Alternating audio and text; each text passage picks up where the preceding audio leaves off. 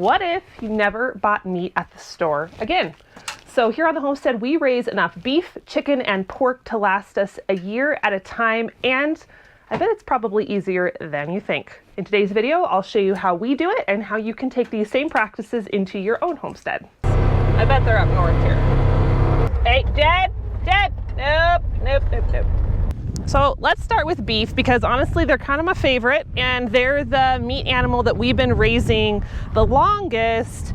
And when it comes to things that are easy to grow out here on the prairie, beef would probably be way high on the list, much easier than vegetables, at least for me. So this is our little herd here. We have our big herd that you've probably seen in other videos that we have over at a neighbor's. We lease ground from them, but this is just our little bunch. We have mostly our brown Swiss milk cows here, and then we have a few of our Herefords that we might be raising for our personal freezer usage. When we first started raising beef here on the homestead, we honestly just were raising milk cow calves. Are you gonna come visit? Are you gonna visit?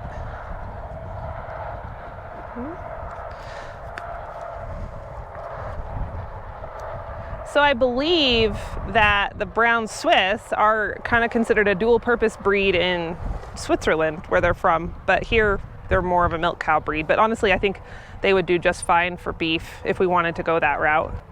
The first steer that we ever butchered was a Jersey calf, and honestly, the meat was just fine. We could be definitely raising and butchering these brown Swiss steer calves, but over the years, we've kind of transitioned into the Hereford breed, and I like them because they're more docile than some of the other beef breeds. They have a cool historic element here in our little corner of Wyoming, and I don't know, red and white cows just look cool. Once we wean the calves in the fall, and if we have a animal that we're designating for beef production, we basically just leave it out here on the pasture till they're about 18 months old. We don't use corn personally. We don't feed grain. That's just our choice. We like grass-fed meats. And so it's pretty simple. Now, when winter comes along and the pasture goes dormant, we will supplement with hay, which does add a little bit of extra expense into the cost of the finished beef. But as long as we're feeding big round bales, we use our tractor to do that, it doesn't take a lot of hands-on effort. So a lot of times there's this perception that grass-fed beef is tougher or not as tender, and I've really found that not to be the case. There's two factors that go into that. Number one, you want to make sure that you're butchering the animal at the right stage of life. If you're butchering a 5-year-old cow or a 10-year-old cow, you know, those steaks are not going to be as tender as a cow butchered around 18 months, which is that window. And the other piece of that is, was the meat left to hang, which is one of the reasons that we don't personally butcher our own beef, because we like to have our meat dry aged for 14 to 21 days. And because we don't have a big walk-in refrigerator like a butcher has, we can't do that. And so if you put down an animal and then you immediately cut it up and package it and stick it in the freezer, those muscle fibers kind of tend to bind up, and that's when you get those tough cuts. So for us, we have the most incredible tender grass-fed meats, and we don't feed an ounce of corn or any other grain. There you go. So as far as storing the meat goes, we built this big freezer earlier this year. You may have seen the video drama on that, but you don't have to have a freezer this big. A regular old residential freezer works just fine. That's what we used for years. You want to plan on about 16 cubic foot of freezer space per one animal that you're butchering, one steer, one heifer. And so this is obviously overkill for most homesteaders. This is just for our commercial beef, but we store some of our personal beef in here. I love having ours done in vacuum packages. It helps with freezer burn. It keeps it fresher.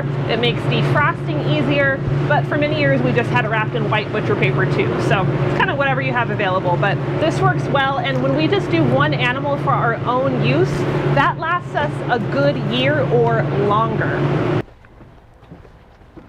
Let's do a quick price breakdown on what you can expect to pay to raise your own beef for a year. Did I just draw my face?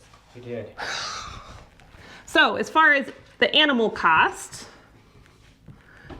depends on how old the animal is when you buy it. So if you're looking at a bottle calf, you're going to be expecting to pay between $150 and $200 usually for a orphan calf or a bum calf. Now that might seem really, really cheap But don't forget, you have to buy a lot of milk replacer and other feed to grow that calf out to the point where it can eat grass. So there is some hidden expenses there. If you buy a calf that's already been weaned, it's a little bit older, you won't have to feed it all the milk, you can expect to pay between $600 and $800. Okay, after we have the animal, then we have to pay for the feed. Now, obviously, if you have a nice big pasture and you can feed that year round, that's ideal. That's going to be the most cost effective. If you're like us and you have to do part pasture and part hay during the colder months, then we need to factor in the cost of hay, which is really, really dependent on where you live and if it's been a good hay year. Right now in our area, hay is going for about $200 a ton.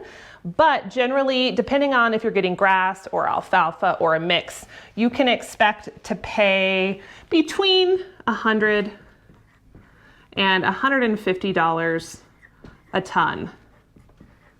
Again, depending on what type of hay it is, what the year is like. This goes up and down quite a bit. So if you're feeding one single cow, we're gonna look at them eating around 30 pounds of hay a day.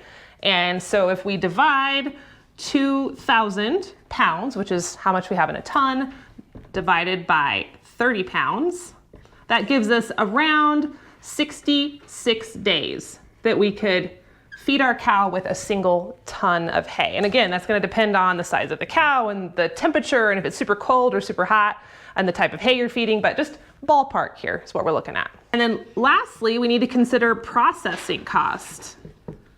If you're doing this yourself, this obviously will be considerably lower. If you're like us and you take it to town and have it processed, we have to consider what that butcher is going to charge. I would say to expect around a fee of $600 to $800 to have your cow dispatched and then hung and then cut and wrapped. And that depends on the size of the cow and what kind of packaging you're doing and all of that. But this is a good average figure. So when we add all of these things up, taking all those variables into consideration, we're looking at about, on average, a cost of $4.50 a pound for beef you raised at home.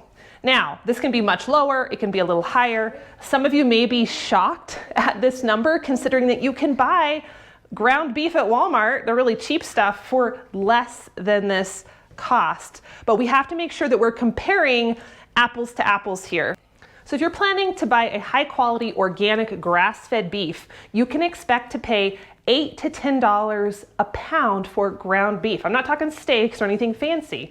Those costs are higher because it takes longer for that cow to grow to maturity. So this, when we compare this to $8 a pound for hamburger or $10 a pound, this is a really good price, not to mention the steaks. This is the cost of a steak that you raised yourself, and we're paying much, much more for that for any steak at the grocery store. So again, compare your beef cost not to the cheapest stuff that you find at Walmart, but to a higher quality beef. And when you do that, the numbers start to make a lot more sense. So most homesteaders start by raising chickens first. We kind of did it backwards. We started with the beef, but then we added chickens next. And they've been part of our homestead meat strategy for years now. They are a great entry-level animal if you are looking at getting into raising your own meat. They don't cost as much to get into, you don't need as much space, and they're a lot easier to handle and process on your own. Oh, you're more skittish than I thought you'd be. Okay.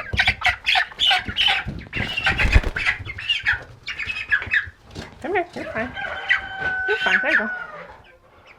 See? Chill. Dude, relax, relax. Oh, no, okay. Honey. Okay, there we go. So we raise Cornish cross meat birds, and there's a lot of debate in homestead circles which breed is best. Some people don't like these because they're a hybrid, which means they grow a lot faster. They've been bred and selectively raised for that exact reason. So they grow quick, they're a little lazy, they tend to sit around because that's what they're supposed to do. And some people don't like that. I have found that we just have really good results with these. We don't spend as much in feed costs, and contrary to popular belief, they do pretty well when we put them out on pasture. So once these guys get their feathers and they get a little older, we'll stick them out in our chicken tractor, and they love it out there. Another option is to raise a dual-purpose breed, one that can lay and that also has a decent amount of meat production. And we have considered that over the years. We might do that more in the future, but I kind of like doing my meat birds in batches, getting them all done at once, and that just works better for us at this point in time. Oh, don't leave, guys.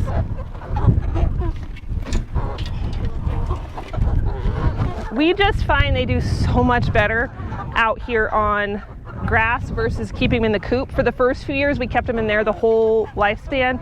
They just kind of get gross and lazy, and they just kind of sit in the coop all day. And out here, they're a lot more active. They're grazing, they're eating bugs. They just grow a lot better out here. I'm just gonna give them some whey. This is left over from some cheese I made last night. They like it. It's one of their favorite things.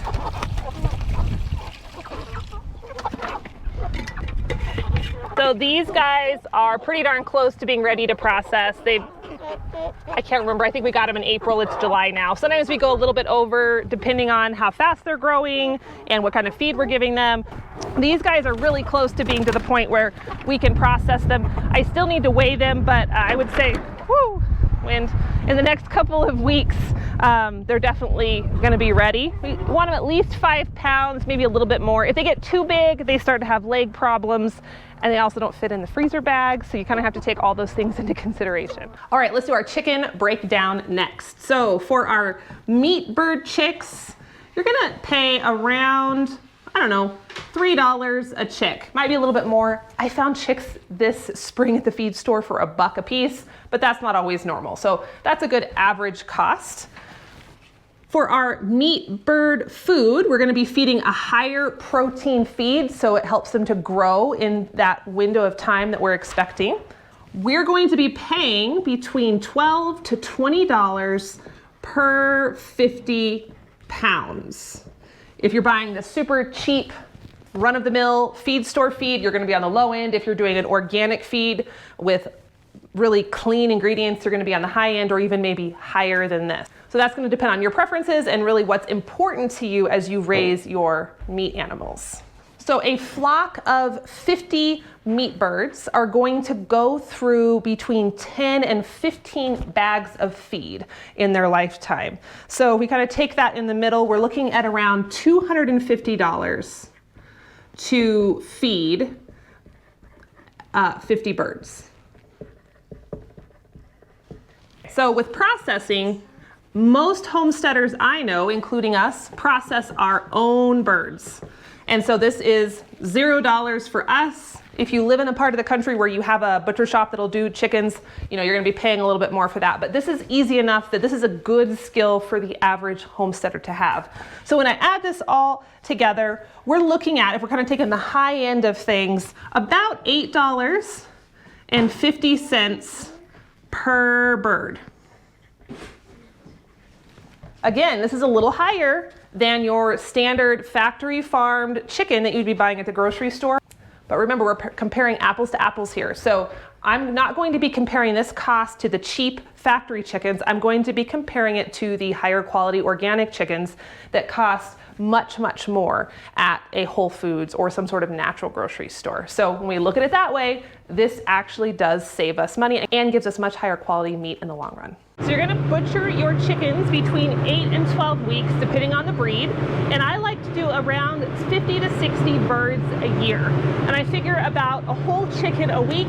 Sometimes I roast them and then we turn all the bones into broth. Sometimes I cut them up and we'll have fried chicken or the honey chicken from my cookbook. So for us, that's about right. Some homesteaders do a lot more, but for us, 50 to 60 is the sweet spot. So I'm standing in this empty pen because this is where we keep our pigs, but we don't have pigs right now because we usually only raise about 2 pigs every other year.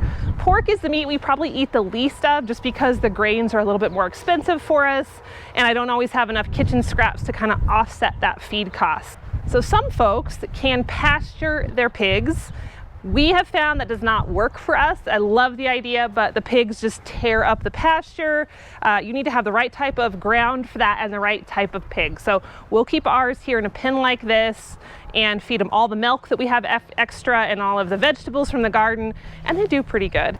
I like to cure our own meats, so when I do have my pigs processed, I'll ask them not to cure the hams or the bacon. They send me the whole pork bellies or the whole hams, and then I do all that here on the homestead. And I have recipes for that in my cooking courses in my cookbook. But it's pretty simple as far as pigs go. They don't require a ton, they just need some shade and lots of good food, and they're pretty easy to have around. All right, and last, let's talk about the pig price breakdown for just a minute.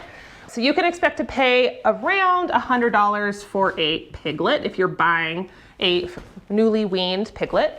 And then when it comes to the feed cost, again, this depends on if you're feeding milk from your milk cow, if you're giving a bunch of chicken scraps, if you're getting leftover food from restaurants. But if you're buying straight up pig chow from the feed store, you can expect to be investing around $200 per pig over the course of its lifetime. Processing fees for a pig will depend on the size of the pig, but I would say plan on around $250 per animal on average cost for the kill fee and the processing. So when we add that all up, we're looking at about $550 to be invested for raising your own hog. And we break that down, divided by the about 115 pounds of meat we'd be getting per animal. That gives us a final cost of between $4.80 to $5 a pound for home-raised pork. Again, same with our beef and chicken, it's a little bit higher than the cheap pork, but you're gonna be able to get this cost down if you feed more kitchen scraps, if you get creative with feed mills in your area. Maybe you're not feeding that pig chow all the time, you're feeding other supplemental things like our ancestors would have done with their farm pigs. That will cut this cost. And pigs are something you can eventually learn how to process yourself. They don't need to hang as long as a beef does, and they're a little bit smaller, a little bit easier to handle. So this might be a skill to add to your repertoire, and when you do that, you cut these costs down, the pork will become a lot more cost effective just as you build your skill sets over time. If you'd like more information on our whole chicken growing program and how we butcher them ourselves and all the details, check out this video.